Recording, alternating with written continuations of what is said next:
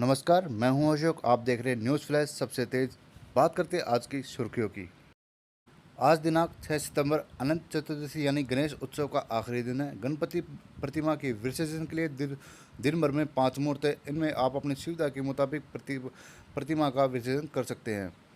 अनंत चतुर्दशी के साथ ही गणेश उत्सव की समाप्ति भी हो जाती है।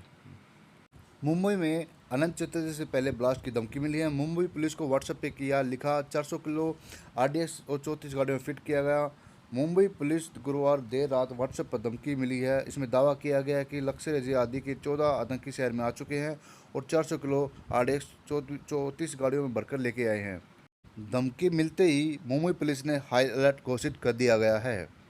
दिल्ली में आज सोने के दाम 24 कैरेट गोल्ड प्राइस 10 ग्राम 1,07,770 रुपये है और 22 कैरेट गोल्ड प्राइस 10 ग्राम जो है 58,800 रुपये का आज भाव है।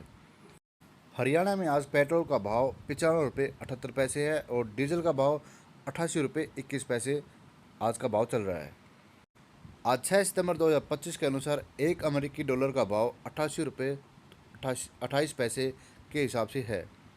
बीएसई सेंसेक्स 80,000 से ओपन होकर 81,000 से ओपन होकर 80,000 के मार्केट लॉस पर जाकर बंद हुआ। जीएसटी टू ने मचाया धमाल, आम लोगों को मिली राहत। नॉर्थ इंडिया में बारिश और बाढ़ के हालात से दिन अस्त व्यस्त हो गया है। हरियाणा के 20 जिलों में बारिश का अलर्ट जारी है। घग्गर और मारकंडा नदी डेंजर लेवल से ऊपर बह रही हैं। हथनीकुंड बैराज पर जलस्तर हुआ कम। बहादुरगढ़ में लगातार बारिश और मुंगेशपुर ड्रेन के ओवरफ्लो होने से कई इलाकों में जल भराव हो गया है। स्थिति संभालने के लिए दिल्ली में पानी रोकने के लिए हिसार कैंट से सेना भी बुलाई गई है। फरीदाबाद में यमुना, सिरसा में घग्गर और कुरुक्षेत्र में मारकंडा नदी ओवरफ्लो चल रही है। मारकंडा का जलस्तर थोड़ा कम हुआ है लेकिन अब भी वह खतरे के निशान से ऊपर बह रही है। शुक्रवार को आर्मी के 80 जवान बहादुरगढ़ पहुंचे जिन्होंने अपना मोर्चा संभाल लिया है। बिहार में एक शख्स के ऊपर वाले दांत से अचानक खून आया, फिर धीरे धीरे आंख के पास गांठ बढ़ने लगी और उसे धुंधला दिखाई देने लगा। पटना के Indira Gandhi institute of medical science में उसके चेहरे का स्कैन किया तो पता चला उसकी आंख में एक बड़ा सा दांत निकल रहा है। इसके ऑपरेशन करने के बाद दांत को बाहर निकाला गया। डॉक्टरों के मुताबिक ये मामला बहुत दुर्बल मामला है।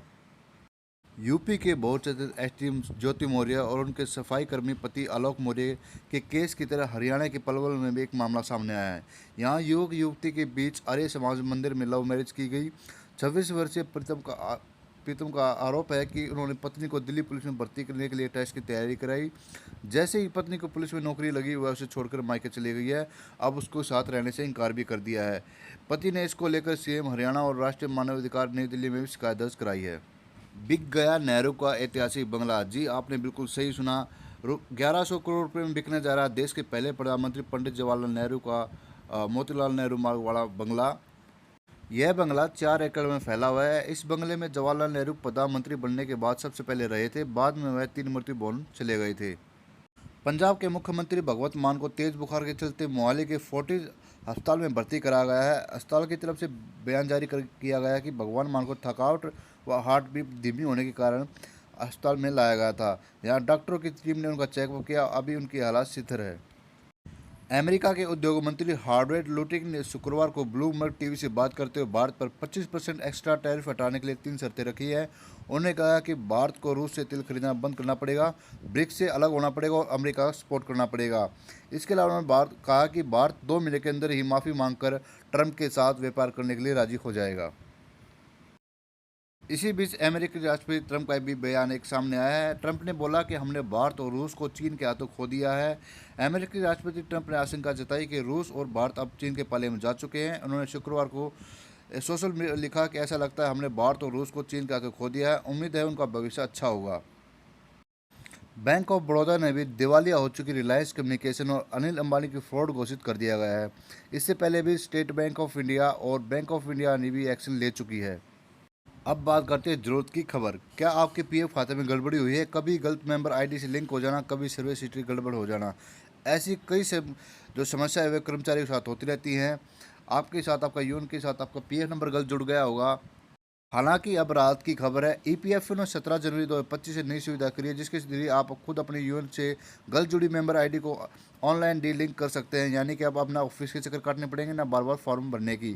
तो ये आपके लिए ज़रूरत की खबर थी दोस्तों, बने रहे मेरे साथ। Thank you very much. Video को लाइक एंड शेयर जरूर करें। शुक्रिया।